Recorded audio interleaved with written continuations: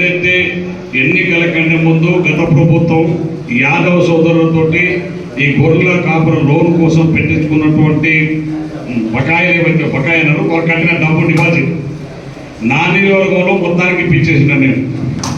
ఎందుకంటే పార్లమెంట్ ఎన్నికల సందర్భంగా పెద్దలు జానారెడ్డి గారు నేను ఇద్దరు ఒక సభలో పాల్గొన్న సందర్భంలో వారు మా డిమాండ్ అయ్యాయి, మా గొర్రెలు ఎట్లా ఇది కానీ మా పైసలు సంవత్సరాల తరపున మిత్రులు వచ్చేటట్లేదంటే అప్పటికప్పుడు కలెక్టర్ గారితో మాట్లాడి ఎన్నికలు కూడైన తర్వాత ఇప్పిస్తామని చెప్పిన విధంగానే మా దేవరకొండ నియోజకవర్గంలో వెంకయ్య గారికి నియోజకవర్గం గ్రామంలో మొత్తానికి నా నియోజకవర్గం నాకు తెలిసి ఎక్కడ పెండింగ్ లేవు, ఉంటే ఏమంటే ఇప్పిస్తాను నా వరకు.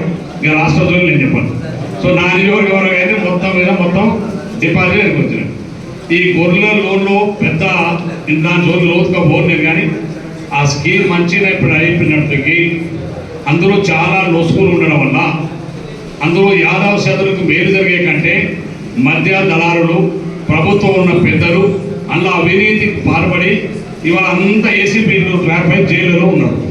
అంటే అంత పెద్ద కుంభకోణం జరిగింది. అందుకే ఆ స్కీమ్ని ఆపేసాం, వేరేది ఏం లేదు. యాదవ సోదరుల